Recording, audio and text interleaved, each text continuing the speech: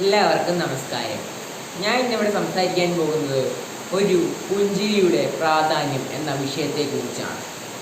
നമ്മൾ ഇപ്പോഴത്തെ ലോകത്ത് എല്ലാവരും മറന്നുപോകുന്ന ഒരു കാര്യം തന്നെയാണ് പുഞ്ചിരിക്കുക എന്നത്. ഇപ്പോൾ തിരക്കുകളായാലും നമ്മുടെ മനുഷ്യരുടെ തിരക്കുകൾ കൊണ്ടുമൊക്കെ മറ്റൊരാളോട് പുഞ്ചിരിക്കാൻ എല്ലാവരും മറന്നു പോവുകയാണ്. പക്ഷേ നമുക്ക് സൗജന്യമായിട്ടുള്ള ഏറ്റവും വലിയൊരു ആയുധം തന്നെയാണ് പുഞ്ചിരി എന്ന് പറയുന്നത്. ഈ ഒരു ചെറിയ പുഞ്ചിരി കൊണ്ട് പലരുടെയും മനസ്സും അവർക്ക് ആശ്വാസമാവുകയും ചെയ്യുന്നു. ഇത് പറയുമ്പോൾ നമുക്ക് എൻ്റെ മനസ്സിൽ ആദ്യമായി വന്നത് ഒരു കഥയാണ്.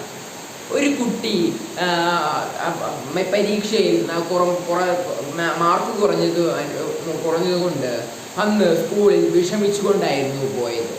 പക്ഷേങ്കിൽ ടീച്ചർ നല്ല ചിരിച്ചുകൊണ്ടും ഒക്കെ ക്ലാസ്സിൽ കയറുകയും ആ കുട്ടിയോട് എന്തിനാണ് സങ്കടപ്പെട്ടിരിക്കുന്നതെന്നൊക്കെ ചിരിച്ചുകൊണ്ട് ചോദിക്കുകയോ അങ്ങനെ പല ചോദ്യങ്ങളും കുട്ടിയോട് ചിരിച്ചുകൊണ്ട് ചോദിച്ചു.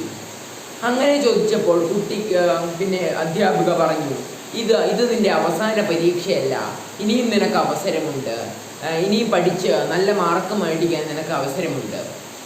അപ്പോൾ അതെല്ലാം കേട്ടപ്പോൾ കുട്ടിക്ക് സന്തോഷമായി. പിന്നീട് അതെല്ലാം മനസ്സിലാക്കിയ കുട്ടി നല്ലവണ്ണം പഠിച്ച് നല്ല മാർക്ക് മേടിക്കുകയും ചെയ്തു. അതാണ് പറയുന്നത്, ഒരു പുഞ്ചിരി കാരണം ഒരാളുടെ മനസ്സും അതുപോലെ തന്നെ മാറ്റാൻ കഴിവുള്ള ഒരു ശക്തമായ ഒരു ആയുധം തന്നെയാണ് പുഞ്ചിരി എന്ന് പറയുന്നത്. പക്ഷേ എങ്കിൽ നമ്മുടെ ഇപ്പോഴത്തെ കാലത്ത് സംഭവിക്കുന്നത് എന്താണ്?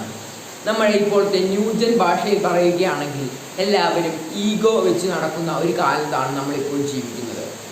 ഇപ്പോൾ നമ്മൾ മറ്റൊരാളോട് പുഞ്ചിരിക്കാതെയും ഒരാൾ ഇങ്ങോട്ടും പുഞ്ചിരിക്കാതെയും ഉള്ള ഒരു കാലത്താണ് നമ്മളിപ്പോൾ ജീവിക്കുന്നത്.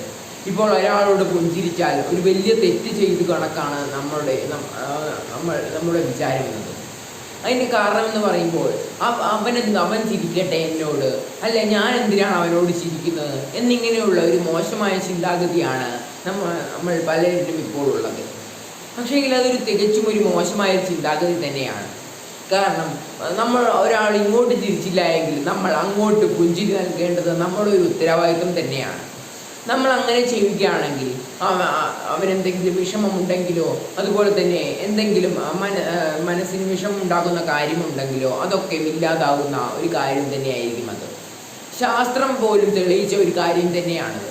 ഒരാളോട് നമ്മൾ മനസ്സ് തുറന്ന് പുഞ്ചിരിക്കുകയാണെങ്കിൽ അയാളുടെ വിഷമമൊക്കെ ഇല്ലാതാകും എന്നത്. പക്ഷേങ്കിൽ പുഞ്ചിരി എന്ന് പറയുമ്പോൾ വിവിധ തരത്തിലുണ്ട്. ഒരാളെ കളിയാക്കുന്ന തരത്തിലും അതുപോലെ തന്നെ മനസ്സ് തുറന്ന് ചിരിക്കുന്ന തരത്തിലുമുണ്ട്. ഒരാളെ കളിയാക്കിക്കൊണ്ടുള്ള ചിരി അവന് വളരെയധികം വിഷമമാണ് ഉണ്ടാക്കുന്നത്.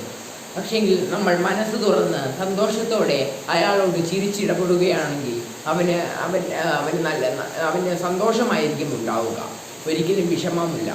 അപ്പോൾ നമ്മൾ പുഞ്ചിരി എന്ന് പറയുമ്പോൾ മറ്റുള്ളവരെ കളിയാക്കിക്കൊണ്ടായിരിക്കരുത് നമ്മുടെ പുഞ്ചിരി എന്ന് പറയുമ്പോൾ. നമ്മൾ ഇപ്പോൾ നോക്കുകയാണെങ്കിൽ ഓഫീസിലെ സ്ട്രെസ് കാരണം ഓരോ ഡ്യൂട്ടി ചെയ്യുന്നവർക്കും വളരെയധികം സ്ട്രെസ്സായിരിക്കും. പക്ഷേങ്കിൽ മാനേജർ വന്ന് അവരോട് നല്ല രീതിയിൽ ഇടപെടുകയും നല്ല രീതിയിൽ ചിരിച്ചിടപെടുകയും ഒക്കെ ആണെങ്കിൽ അവരുടെ സ്ട്രെസ് ചെറിയ രീതിയിൽ കുറയാൻ ഏറ്റവും നല്ലൊരു കാരണമായി തീരുമത്. അതുപോലെ തന്നെ കൂട്ടുകാരോടോ